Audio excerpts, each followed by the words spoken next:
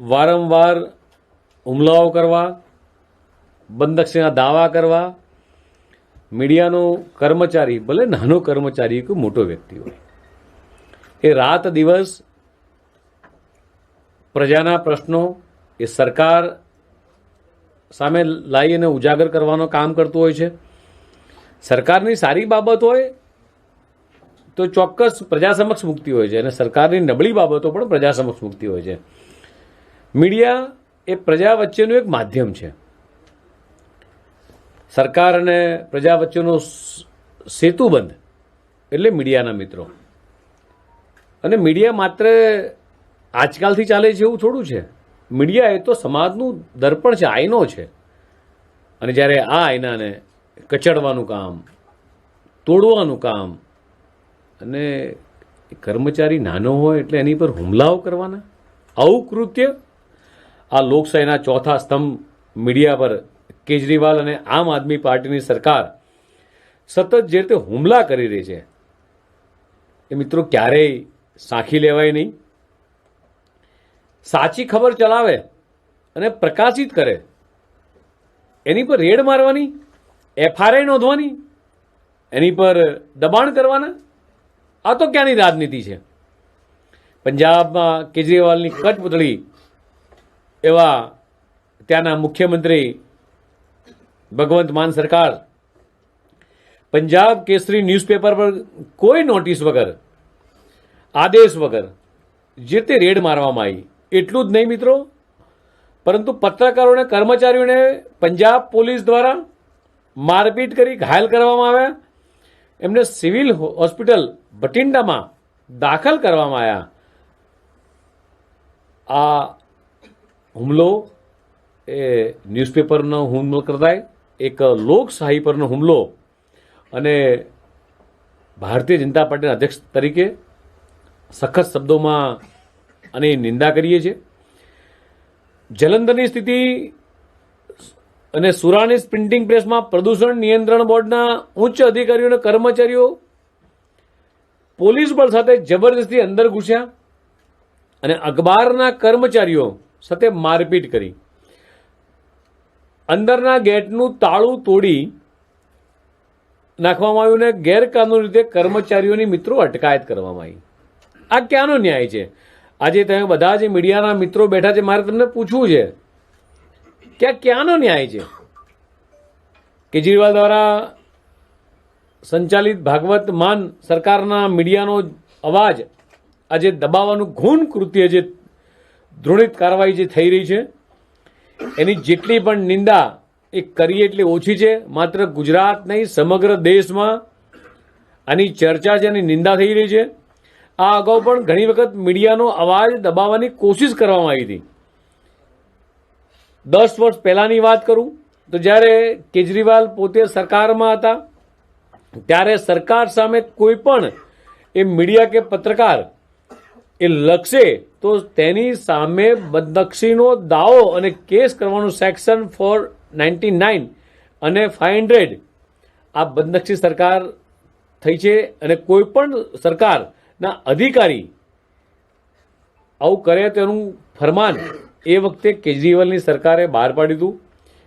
2 November 2025ની અડધી રાત્રે કેજરીવાલના ઇશારે પંજાબ પોલીસે પંજાબમાંથી છપાતા તમામ સમાચાર પત્રોની પ્રેસ વાનને ગેરકાનૂની રીતે જપ્ત કરી, ડ્રાઈવરોના મોબાઈલ છીનવી લીધા, અનેક લોકોને બંધક બનાવ્યા. સમાચાર પત્રોમાં કેજરીવાલ વિરુદ્ધ છાપનાર જે સમાચાર છપાય છે એને મિત્રો આવા છાપાઓને બાળી નાખવાનું ઘૃણ કૃત્ય કર્યું છે. આપણે કલ્પના કરીએ કે લોકશાહી પર કાળો ડાઘ નહીં તો આ બીજું શું છે? અને શેના માટે આટલું બધું ઘોર કૃત્ય કરવાનું અને શેના માટે મીડિયાનો અવાજ દબાવવાનો? પંજાબની ભાગવંત માન સરકારે કેજરીવાલના આદેશ પર પંજાબમાંથી પ્રસિદ્ધ થતા પંજાબી અખબાર અજીત ગ્રુપ પર જે રીતે હુમલો કર્યો, તેના પર જે રીતે એફઆરઆઈ કરી, જે દબાણ બનાવ્યું, કદાચ ક્યારેય આ ભારતના ઇતિહાસમાં ના બનેલી ઘટનાઓ આ આપ સરકાર પંજાબની અંદર કરી રહી છે. આમ આદમી પાર્ટી સરકારે પંજાબમાં યુટ્યુબ પર રેડ પાડી, એની પર એફઆઈઆર કરી. જે યુટ્યુબર્સ છે એ પોતાની વ્યક્તિગત ચેનલ ચલાવતા હોય છે અને કદાચ સાચી વાત કદાચ ક્યાંક મૂકે તો સરકારને એવો તો શું વાંધો છે, કેજરીવાલને એવો તો શું વાંધો છે કે તમારે યુટ્યુબર્સ પર તમારે રેડ પાડી, એની પર એફઆઈઆર કરવી પડી? અને સરકારની કદાચ નીતિગત બાબતોની ટીકા કરે છે તો એમાં ખોટું શું છે? કોઈ પણ જગ્યાએ કોઈ પણ રાજ્યની સરકાર હોય ત્યાં સ્વાભાવિક બાબત છે કે મીડિયાના મિત્રો સાચી બાબતને ઉજાગર કરવાનો પ્રયાસ કરતા હોય. જ્યારે પણ ભારતીય જનતા પાર્ટીની પ્રેસ કોન્ફરન્સ થાય, તેમનો કોઈ પણ ઇવેન્ટ થાય, ત્યારે આ ડરપોક કેજરીવાલની સરકાર દ્વારા એ પંજાબ પોલીસનો ઉપયોગ કરી આ તમામ મીડિયા હાઉસ પર એ દબાણ બનાવવામાં આવે છે કે એને લાઈવ નહીં કરવાનું, એની કોઈ ખબર એ પ્રકાશિત ના થવી જોઈએ. પંજાબ એ ભારતનો એક અવિભાજ્ય અંગ છે અને ભારતમાંનું એક રાજ્ય છે. અને ત્યારે દેશની અંદર કોઈ પણ રાજ્યની અંદર કોઈ પણ પાર્ટીની પ્રેસ થાય, ગુજરાતમાં કોંગ્રેસની પ્રેસ થાય છે, અમે ક્યારેય કશું બોલ્યા નથી. આજે કેજરીવાલ છે, અમે એક પણ મીડિયા નથી કીધું તમે ત્યાં ના જશો ભાઈ, કે એની ખબર ના છાપશો. પણ અનનેસેસરી દબાણ ઊભું કરી, પ્રેશર ઊભું કરી, મીડિયાના મિત્રોને હર હંમેશ દબાવવાનું કામ આજે કરી રહી છે આપ સરકાર, જે કેજરીવાલ કરી રહ્યા છે, આનું પરિણામ એમને ભોગવવું જ રહ્યું. કેજરીવાલના દબાણમાંથી પંજાબની આમ આદમી પાર્ટી એ સરકાર દ્વારા જે રીતે પંજાબના તમામ મીડિયાના સમૂહ પર જે રીતે અત્યાચારો થઈ રહ્યા છે, આ ખરેખર અન્યાયજનક છે. અને મીડિયાના માધ્યમથી તમામ મિત્રોને હું કહીશ કે આ અવાજ એ પ્રજા સુધી પહોંચવો જોઈએ, છેક દિલ્હી સુધી, પંજાબ સુધી અવાજ પહોંચવો જોઈએ કે કઈ રીતે આ કેજરીવાલ અને ભાગવત માન સરકાર એ મીડિયા ઉપર જે રીતે હુમલો કરી રહ્યા છે અને જે રીતે અત્યાચાર કરી રહ્યા છે, આને ક્યારેય સાંખી લેવાની. જે રીતે કોંગ્રેસે ઇમરજન્સી દરમિયાન કોંગ્રેસ દ્વારા મીડિયા પર જે રીતે હુમલા થયા હતા, એ હુમલાની યાદો મિત્રો આજે તાજી કરાવે છે. જનતાના ધનનો એ દુરુપયોગ કરીને કેજરીવાલ દ્વારા પોતાના વ્યક્તિગત સુખ માટે, મને તો એ ખબર નથી પડતી કે તમારે ત્યાં પંજાબ અહીંથી એટલું દૂર છે ગુજરાતથી, પંજાબ અને ગુજરાતના ચોક્કસ વેપારીગત સંબંધો હશે, પણ પંજાબ સરકારની આટલી મોટી એડ એ ગુજરાતમાં શેના માટે તમારે આપવી પડે છે? તમે એટલા પૈસા એ પ્રજાના કામમાં ઉપયોગમાં વાપરો ને ભાઈ. જ્યારે જનતાના ધનનો દુરુપયોગ કરી કેજરીવાલ દ્વારા પોતાના વ્યક્તિગત સુખ માટે જે શીશમહેલ જે બનાવ્યો હતો, એનું જે નિર્માણ કરવામાં આવ્યું હતું, તે વિષય પર રિપોર્ટિંગ કરનાર ટાઈમ્સ નેટવર્કની નવ ભારત ટાઈમ્સ ઓફ એક મહિલા પંજાબ પત્રકારને એ લુધિયાણાની અંદરથી એની ધરપકડ કરવામાં આવી હતી. આ જેટલા પણ પોઈન્ટ્સ કહી રહ્યો છું એ માત્ર ને માત્ર મીડિયાના મિત્રો પર થયેલા હિચકારા હુમલાની આ વિગતો છે. વર્ષ 2022માં આ કેસમાં એ પંજાબ અને હરિયાણા હાઈકોર્ટમાં સ્વયં સંજ્ઞાન લઈને એફઆઈઆર રદ કરવી પડી. અને થોડાક મીડિયા હાઉસના મિત્રો આ બધા ઉદાહરણો છે. પરંતુ વાસ્તવિક આમ પાર્ટીની સરકારને કોઈ પણ પ્રકારની અસહમતિ કે આલોચના સ્વીકાર નથી. અરવિંદ કેજરીવાલ સત્તાના મોહમાં મદ થઈને દિલ્હીમાં કુમાર વિશ્વાસને પકડવા માટે અને પંજાબ પોલીસનો જે રીતે ખોટો દુરુપયોગ કર્યો હતો, એ જ રીતે ભાજપના નેતા શ્રી તેજિંદર બગ્ગાને ધરપકડ કરવા માટે પંજાબ પોલીસનો એક ખોટી રીતે દુરુપયોગ કર્યો હતો. કદાચ અરવિંદ કેજરીવાલ ભૂલી ગયા છે કે દિલ્હીની જનતા એ આમ આદમી પાર્ટીના કુશાસનને જે રીતે નકાર્યું છે, તેવી રીતે આવનારા દિવસોમાં એ પંજાબ સરકારને પણ નકારશે. અને મને અરવિંદ કેજરીવાલ માટે એવું કહેવાનું મન થાય કે બેઠે જો દિલ્હી કે તખ્ત પર ગુમાન કે શહેનશાહ બનકર, જનતા જનાર્દન કે આશીર્વાદ से वो ढह गए जीरो बनकर.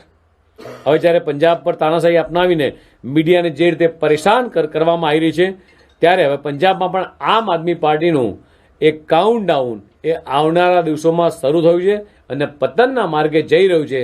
એનો કદાચ બ્રિજ બનવાનું કામ એ ભગવાને કદાચ કોઈને સોંપ્યું હોય તો મારી સામે બેઠેલા મીડિયાના મિત્રોને સોંપ્યું છે કે તમારા માધ્યમ થકી આ અરવિંદ કેજરીવાલની પડતીના દિવસો પંજાબમાં પણ ગણી રહ્યા છે. એક એવી દુઃખદ ઘટના આજે બંગાળમાં બની છે. મને તો એ ખબર નથી પડતી કે આ ભગવંત માન હોય કે કેજરીવાલ હોય કે મમતાજી હોય, શેના માટે આટલો બધો અત્યાચાર પોતાના કાર્યકર્તાઓ દ્વારા સરકારની જે કામગીરી કરી રહ્યા છે એવા કર્મચારી પર કરવી પડે કે એને સુસાઇડ કરવા સુધીની એની નોબત આવે? એક એવું સત્ય તમારી સામે આજે રાખવા માંગુ છું કે લોકશાહીની અંદર પશ્ચિમ બંગાળની ધરતી પર ક્યારેય લોકશાહીની ચેતના અને બૌદ્ધિક પરંપરા માટે જે જાણીતી હતી આપણી જે બંગાળની ધરતી, આજે ટીએમસીના શાસનમાં માત્ર આ બધા જ મીડિયાના મિત્રો છો, દરેક બાબત જાણો છો, ટીવીની અંદર આપણે જોઈએ છીએ, તેની હકીકતો જે જોઈએ છે કે આખું પશ્ચિમ બંગાળના શાસન ભય, દબાણ, રાજકીય હિંસા એક આખી પ્રયોગશાળા બની ગયું છે. ક્યારેય આ દેશની જનતા કે પશ્ચિમ બંગાળની જનતા એ મમતા દીદીને ક્યારેય માફ નહીં કરે. ચૂંટણીની ડ્યુટી નિભાવી અને પશ્ચિમ બંગાળના જીવનને જોખમમાં મૂકવું કોઈ પણ સરકારી કર્મચારી માટે એક અચંબારૂપ છે કે કોઈ પણ સરકારી કર્મચારી એ ટીએમસીની સરકારમાં કામ કરવા માટે કદાચ કોઈક સિનિયર અધિકારીનું પોસ્ટિંગ થાય તો ગભરાતા હોય છે. એવું ભયનો માહોલ આખા પશ્ચિમ બંગાળમાં છે.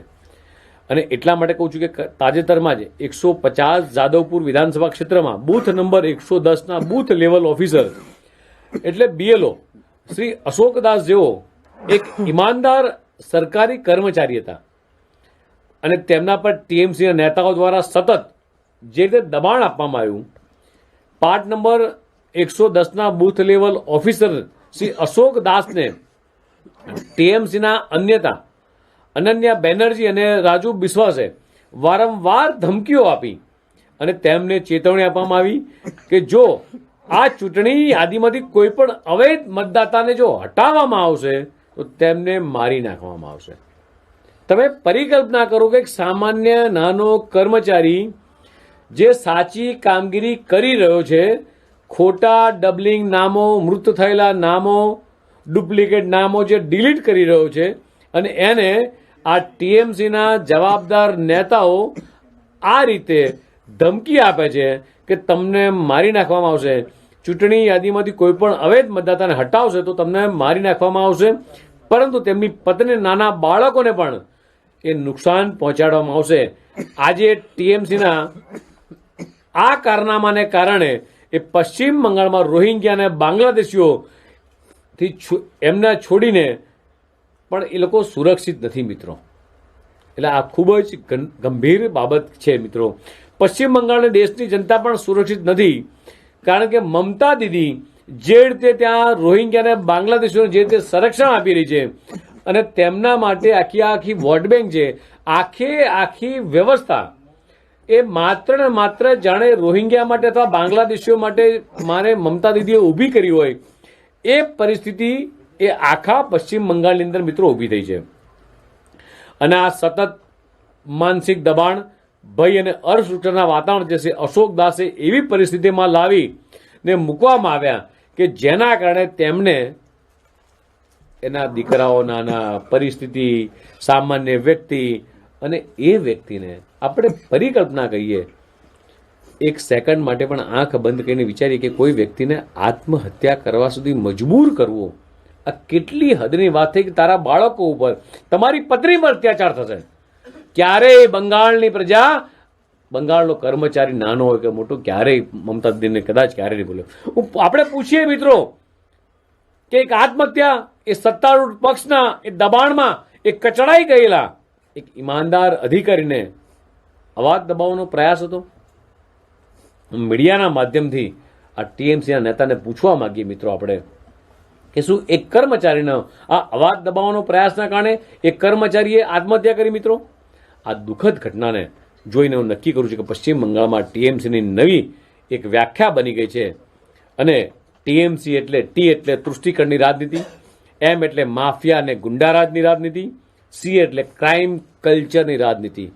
કદાચ પશ્ચિમ બંગાળની મમતા બેનર્જીના આ લોકશાહીનું સતત ખૂન કરી નાખવાની જે આ માનસિકતા છે, આ કદાચ ક્યારેય પશ્ચિમ બંગાળની જનતા ક્યારેય ચૂપ નહીં રહે. શું ઘૂસણખોરોને બચાવવાની રાજનીતિ છે? અને આ એટલી મોટી બની ગઈ, ત્યાંના નાગરિકો એ બચારા બેહાલ થઈને પડ્યા છે. ત્યાંના નાગરિકો કોઈ ચિંતા નહીં, માત્ર રોહિંગ્યાને સાચવવા, બાંગ્લાદેશ સાચવવા, આ સિવાય કશું જ નથી. સામાન્ય નાગરિકની ચૂંટણી અધિકારીઓ તેમના પરિવારોના જીવને જોખમે જે કામગીરી કરી રહ્યા છે. ભાજપ સ્પષ્ટ કરવા માંગે છે કે આ લડાઈમાં કોઈ પાર્ટીની વિરુદ્ધ લડાઈ નથી, પરંતુ ડર, દમન અને ચૂંટણીલક્ષી એ ગેરરીતિ આ વિરુદ્ધની લડાઈ છે. મિત્રો, આજે સવાલ માત્ર ન્યાયનો નથી, સવાલ એ છે કે શું પશ્ચિમ બંગાળમાં એ સત્ય બોલવાની પરવાનગીથી બચી છે ખરી? પરવાનગી લેવી પડે છે? શું લોકશાહીના ડરતા ડરતા શ્વાસ લેવો પડે છે? ભાજપ આ અન્યાય વિરુદ્ધ ક્યારેય ચૂપ નહીં બેસે. ભારતીય જનતા પાર્ટી અશોક દાસજીને ન્યાય અપાવવા અને બંગાળને ભયમુક્ત બનાવવાનો આ સંઘર્ષ એ અમે ચાલુ રાખીશું. મમતા બેનર્જીના શાસનની અંદર પશ્ચિમ બંગાળ હવે સોનાર બાંગ્લા નથી, પરંતુ ખૂની રમતનું મેદાન બની ગયું છે, જ્યાં એક તરફ સરકારી કર્મચારીની પોતાની ડ્યુટી નિભાવતા એ ડરથી જે જીવ આપી રહ્યો છે, ત્યારે બીજી તરફ સત્તાના ગુંડાઓ ખુલ્લે આમ ચૂંટણી આયોગની પ્રક્રિયાઓનો આગના હવાલે એ કરી રહ્યા છે. અશોકદાસના મોત માટે જવાબદાર કોણ છે? આ પ્રશ્ન જ્યારે પ્રજા એમને પૂછશે મમતાજીને, ત્યારે મમતા દીદી પોતાના નેતાઓ પર કાર્યવાહી કરશે કે કેમ? આ એક ખૂબ મોટો પ્રશ્ન છે. મીડિયાના માધ્યમથી પૂછવા માંગુ છું કે શું મમતા દીદી એમના કાર્યકર્તાઓ ઉપર શું કોઈ કાર્યવાહી કરશે કે કેમ, અથવા કાર્યવાહી કરશે કે એમને ઇનામ આપશે? આ સવાલ એ આવનારા દિવસોમાં લોકશાહી માટે ખૂબ જ અગત્યનો છે. આ ઘટનાનો સિલસિલો જે નહીં રોકાય તો પશ્ચિમ બંગાળની સ્થિતિ આવનારા દિવસોમાં એ ખૂબ જ ખરાબ થવાની છે. ઉત્તર દિજાનપુરના ચાકુલિયામાં જે થયું ખૂબ ધરામણ હતું. મિત્રો, બીડીઓ કાર્યાલયમાં એસઆરની સુનાવણી દરમિયાન ટીએમસીના ઉપદ્રવીઓએ કાર્યાલયને આખી કાર્યાલયના તમામ ડોક્યુમેન્ટ સળગાવી કાર્યાલય સળગાવવાનો એક ગુનાનો પ્રયાસ કર્યો છે. અને શું આ અધિકારી પર મિત્રો હુમલો પણ કરવામાં આવ્યો છે? કારણ શું બનાવવામાં આવ્યું? અલ્પસંખ્યકોના નામ હટાવી રહ્યા છે. જે અધિકારી કામ કરી રહ્યો છે એ અધિકારી પારદર્શકતાથી કામ કરી રહ્યો છે, માત્ર બાંગ્લાદેશીઓના અથવા રોહિંગ્યાના નામ હટાઈ રહ્યા છે. અને એટલા માટે આ સહન એ મમતા દીદીને થતું નથી. મિત્રો, ટીએમસીની ગેરકાનૂની ઘૂસણખોર અને ખોટા મતદારોને દમ પર જે તે ચૂંટણી જીતવા માંગે છે, અને જ્યારે ચૂંટણી આયોગ આ ફરજી નામોને હટાવવાની પ્રક્રિયા શરૂ કરે ત્યારે ટીએમસીના હિંસા પર ઉતરી આવી છે. અને આ હિંસા એ આખા દેશ માટે, આખી લોકશાહી માટે એ ખૂબ જ શરમજનક ઘટના છે. તૃષ્ટિકરણની રાજનીતિનો સૌથી ભયાનક ચહેરો કોઈએ જોવો હોય તે પશ્ચિમ બંગાળની અંદર છે. મિત્રો, આ વોટ બેંકને બચાવવા માટે આખા સંવિધાનની ઢાંચાને આગ લગાવી દેવામાં આવી છે. પશ્ચિમ બંગાળમાં વર્ષોથી મતદાર યાદીમાં લાખો ગેરકાનૂની નામોના આરોપો લાગતા હોય છે. અનેક રિપોર્ટ જણાવે છે કે 2011થી 2019 વચ્ચે બંગાળમાં જે ઘૂસણખોરોની સંખ્યામાં જે વધારો થયો છે, ટીએમસીએ વર્ષોથી રોહિંગ્યા અને બાંગ્લાદેશીઓને જે સંરક્ષણ આપીને તેમના નામે જે વોટ બેંક ઊભી કરી છે અને આખી વોટ બેંકમાં લોકોને ફેરવી નાખ્યા છે. પશ્ચિમ બંગાળમાં અવૈધ બાંગ્લાદેશી ઘૂસણખોરોને ઢાંકવા, સાચા નામો જોડવા અને દરેક યુવાનને મત આપવાનો અધિકાર આપવાના હેતુથી એ ચૂંટણી આયોગ જે તે એસઆરની પારદર્શક પ્રક્રિયા ચલાવી રહ્યું છે. પરંતુ દીદીને આ કતઈ માન્ય નથી અને દીદી તેમની પાર્ટીને આનાથી ખૂબ તકલીફ થઈ રહી છે. અને આજે બંગાળમાં ફેક આઈડી રેકેટ જે સક્રિય થયું છે, આ દેશદ્રોહી તત્વો 10,000 રૂપિયા લઈ 10,000થી લઈ અને 10 લાખ સુધીમાં એ રાષ્ટ્રીયતાને એ ઓળખને વેચી રહ્યા છે. મીડિયાના મિત્રોના માધ્યમથી હું ટીએમસીના નેતાને પૂછવા માંગુ છું, આ ક્યાંની લોકશાહી છે? શું તમારા ત્યાંના કાર્યકર્તા એ રૂપિયા લઈ અને રાષ્ટ્રીય ઓળખને વેચી રહ્યા છે?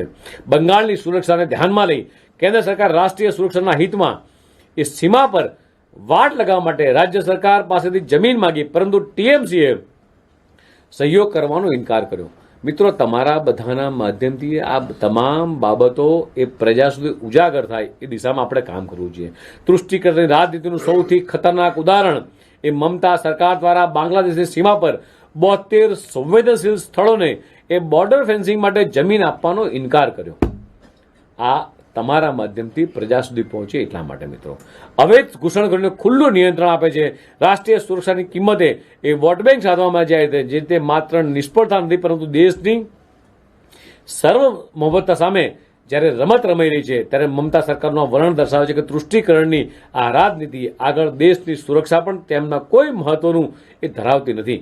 મમતાજી, આજે આખો દેશ તમારી પાસેથી આ જવાબ માગી રહ્યો છે કે આ ક્યાંની લોકશાહી છે? શું અશોક દાસની પત્ની અને અનાથ થયેલા બાળકોને ન્યાય મળશે? શું તમને નેતાઓને તમારી પાર્ટીમાંથી કાઢશો કે જેમણે એક સરકારી કર્મચારીને આત્મહત્યા કરવા માટે મજબૂર કર્યા છે? શું પશ્ચિમ બંગાળમાં હવે પછીની ચૂંટણીઓ એ સ્વતંત્ર પ્રક્રિયાનું એ પાલન કરવું એ મોતની સજા બરોબર છે? જ્યાં સુધી તમે વોટ બેંક માટે બંગાળને આરગતાથી આગમાં જોગતા રહેશો, પશ્ચિમ બંગાળ આજે ન તો લોકશાહીની સુરક્ષિત છે, ન તો લોકશાહીની વ્યવસ્થા, અને તે લોકો લોકશાહીની વ્યવસ્થાને ચલાવે છે. મિત્રો, લોકશાહીની હત્યા સામે બરદાસ્ત ક્યારેય આ ભારતની પ્રજા કે પશ્ચિમ બંગાળની પ્રજા નહીં કરે. આપના માધ્યમથી હું ચોક્કસ આ મમતાજીના અને એમના કાર્યકર્તાઓને સખત શબ્દોમાં વખોડીએ છીએ અને મમતાજી પાસે જવાબ માગીએ છીએ કે શું તમે આ ટીએમસીના કાર્યકર્તા પર પગલાં લેશો? Thank you. અહીંયા એક વિડીયો છે અને એક ઓડિયો ક્લિપ છે કે ત્યાં આ જે અશોક દાસે જે આત્મહત્યા કરી એની એક ઓડિયો ક્લિપ છે અને એક પંજાબની આગજનીનો વિડીયો છે. એ પણ પેલા જોઈએ પછી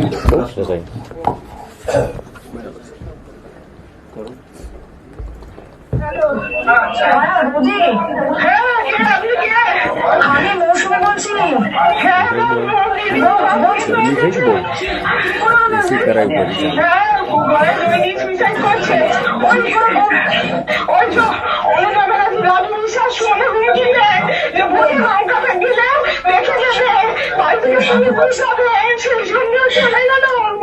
ভগবান বৌদি এই জিনিসটা দাদা কেন বলবো না? একটা যদি এফআইআর করে দিতেন তাহলে তো ব্যাপারটা আমরা সবাই মিলে ব্যাপারটা নিয়ে বসে আলোচনা করে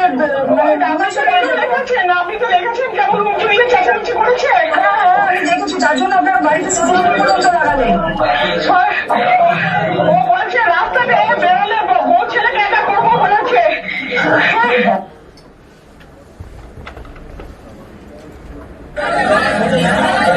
અશોક દાસની પત્ની છે ને એની છે પેલું હતું ઓડિયો વિડીયો વાળું જે સળગે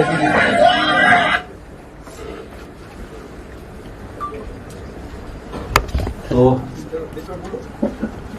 ધન્યવાદ. જગદીશભાઈ